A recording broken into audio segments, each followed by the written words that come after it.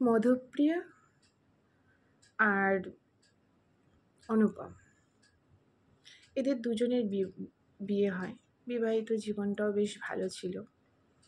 মধুপ্রিয়ার ননদ, শাশুড়ি, পিসি শাশুড়ি, কাকা শ্বশুর সবাইকে নিয়ে সংসার করছিল। যদিও বা সবার হাড়ি আলাদা আলাদা, তো ভালোই কাটছিল। ও তো সোনায় সোহাগা, একা একা মানুষ হয়েছে। ননদের একটি মাত্র মেয়ে। বিয়ের সময় বলেছিল মধুপ্রিয়ার মা বাবাকে, ওর ননদ, যে মাইমা, তাইমশাই, আপনারা কেউ চিন্তা করবেন না, ওকে এমনভাবে রাখবো যে ও আপনাদের কথা ভুলেই যাবে। তো সেই কথাটা সত্যি হলো। মধুপ্রিয়ার জীবনটা এমন হয়ে গেছিল যে ইচ্ছে থাকলেও সে মা বাবার কাছে যেতে পারতো না। জামাই ষষ্ঠী, ভাইফোঁটা আর দুর্গাপুজো, এই 3 দিন, তাও দুপুরবেলা খাবার টাইমে যাওয়া, আবার রাত্রিবেলা চলে আসা। কারণ ননদ আসতো তো। ননদের একটাই কথা, ভাই বিয়ের আগে এসে করে কমে খেয়েছি, এখন ভাইয়ের বিয়ে হয়ে গেছে, এখন কেন এসে করে খাবো?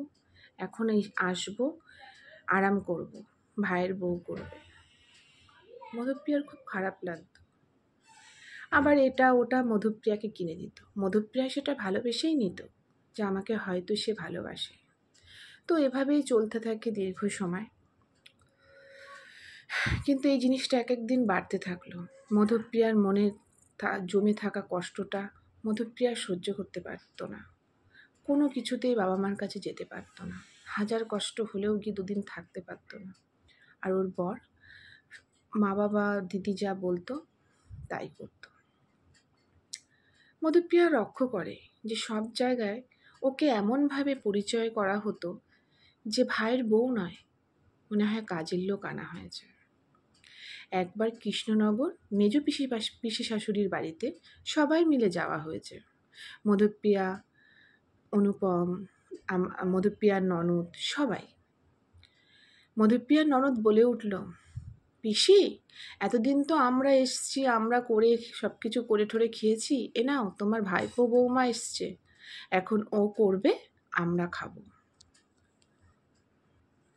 এবং সেটা মধুপ্রিয়ার একটু অদ্ভুত লেগেছিল যে এটা আবার কেমন কথা। এবং সেটাই হলো। তার ননদ শুয়ে শুয়ে বসে গল্প করে কাটালো, আর মধুপ্রিয়ার শাশুড়ি সাথে সাথে সমস্ত কাজ, সবজি কোটা, বাটনা বাটা, বাসন মাজা, ঘর মোছা, সমস্ত কিছু এরকমভাবেই চলতে থাকে মধুপ্রিয়ার জীবনটা। তো চলতে চলতে একদিন মধুপ্রিয়া ঠিক করলো যে না, এটা ঠিক নয়, এটা ভালোবাসা নয়। আমি বাড়ির বউ, অবশ্যই আমি করব, কিন্তু আমি বাড়ির কাজের লোক নয়। মধুপ্রিয়া যখন দুর্গাপুজোতে ওর মা বাবা নিমন্ত্রণ করতে আসতো, তখন ও শ্বশুরবাড়ি থেকে বা শাশুড়ি মন্তব্য করত, কি দরকার জামাই মেয়েকে নিমন্ত্রণ করা। যেতে যেতে বেলা দুপুর গড়িয়ে যেত। ভাইফোঁটাতেও তাই। ননদ আসতো আগের দিন, সমস্তটা করে কমে মধুপ্রিয়াকে যেতে হতো ভাইফোঁটার দিন বেলা 12টা-1টা নাগাদ। তো এইভাবেই চলছিল। তখন মধুপ্রিয়া দেখলো যে না, এগুলো ঠিক নয়, এটা ভালোবাসা নয়। মুখে যেটা ভালোবাসছে সেটা ভালোবাসা নয়।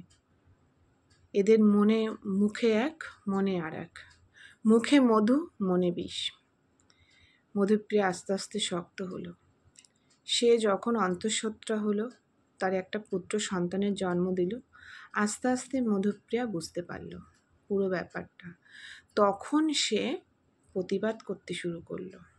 তখন সে বুঝলো যে না, তাকে আদেও সে ভালোবাসে না, তাকে শুধু ব্যবহার করার জন্য। তার পরিচয় সে বাড়ির বউ নয়, কাজের বউ, কাজের লোক। তাদের একটা কাজের লোকের দরকার ছিল, যে তার কথায় মধুপ্রিয়ার ননদের কথায় উঠবে বসবে। কিন্তু মধুপ্রিয়া ভাবলো না, আমি একজন শিক্ষিত ছেলে, আমি একজন শিক্ষিত মেয়ে হয়ে আমি কখনোই কারোর গোলাম হয়ে থাকবো না। তখন মধুপ্রিয়া প্রতিবাদ করলো।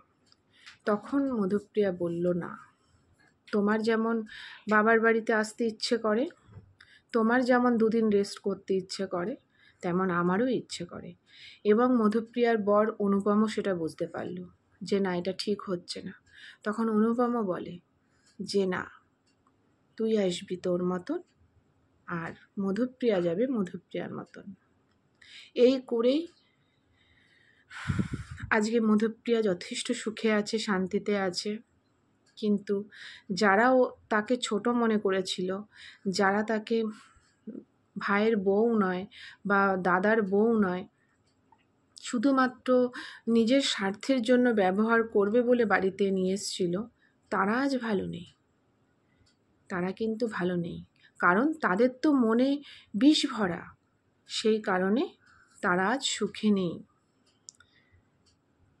তো আমার গল্পটা আজ এই পর্যন্তই।